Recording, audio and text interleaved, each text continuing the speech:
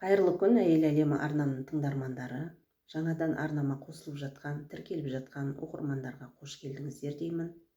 Миллионер Қытай ұлтына тұрмысқа шыққан Мадина деген қазақ қызының тағдыры жайлы алдында осы каналда әңгіме шыққан болатын. Бай Қытай күйеуінен қашқан Мадинаның оқиғасы деген. Сол әңгімеге көптеген оқырман тарапынан ой пікірлер жазылған екен. Бір жағы Мадинаны қолдаса, екіншісі өте жаман, өте негативті пікірлер жазған екен. Сонда оқырманның сұрауы бойынша Мадинаның қазіргі таңдағы жағдайы қалай деп көп сұраған екенсіздер. Сол сұраққа жауап ретінде әрі мені білмейтін, танымайтын оқырмандары менің жүзімді көрсін деп осы видеоны бүгін түсіріп отырмын. Мадинаның оқиғасы «Алдамшы армандар» деген атпен менің Facebook, Instagram, Telegram парақшаларында шыққан болатын. Онан кейін көшірме жасалып, көптеген желілерге таралған екен. YouTube желісінде де өзге аудиокітаптар оқитын нишаларда шыққан еді. Әңгімеде кейіпкерлердің барлықтарының есімдері өзгертілген. Қазіргі таңда Мадина солтүстіктің шағын ауылында кішігірім жер үйді жалға алып сонда тұрып жатыр. Ұлы мен қызы да біраз өсіп қалыпты. Мадина менімен хабарласқан кезде WhatsApp желісінде балаларының фото-видеоларын жіберіп тұрады.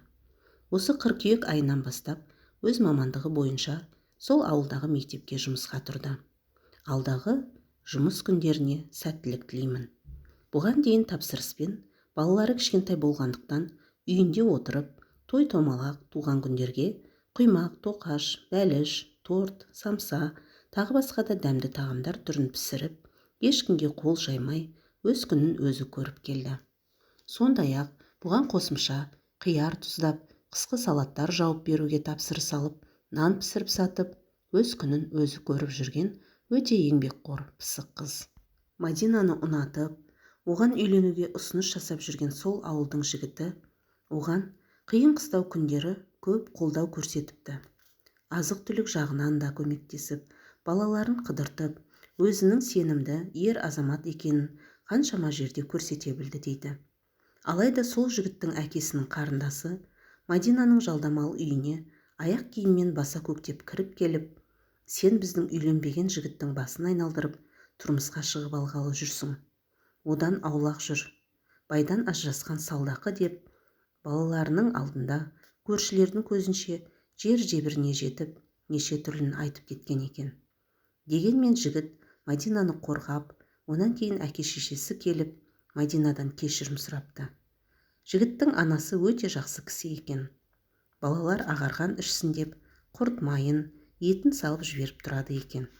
Алайда Мадина ол жігітке өзін лайықты көрмеймін деп, ой үстінде жүргенге ұқсайды. Әпкесінің қылықтарынан кейін Мадина жігітке ендігі келме деп, онымен ара қатынасын үзіпті. Ал Мадинаның балалары болса, ол жігітті әке деп атайтын екен. Оны қатты жақсы көріп, бауыр басып қалыпты. Бірақ Мадина балаларына, ол сендердің әкелерің емес деп, ұрсып жүріп, оны әке дегендерін әзер қойдыртыпты. Мадинаның ұлының да қызының да түрлері қазақ ұлтына қатты ұқсайды. Қытайдан бір там шыққан жоқ секілді.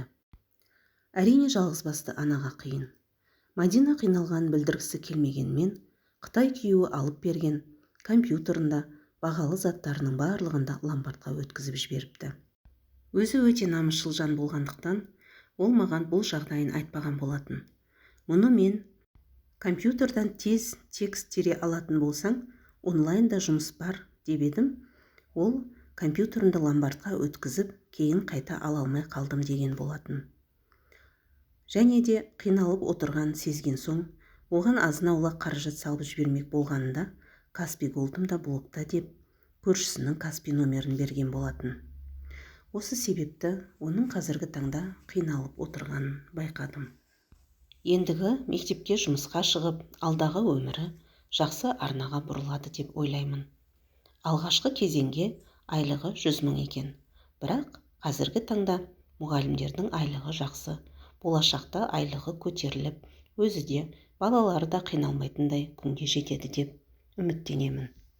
Ал миллионер Ли солтүстікте қанатын кең жайып, Қытайдан келген аудармашы жап-жас қазақ қызымен бірге көңіл жарастырып, бірге тұрып жатқанға ұқсайды.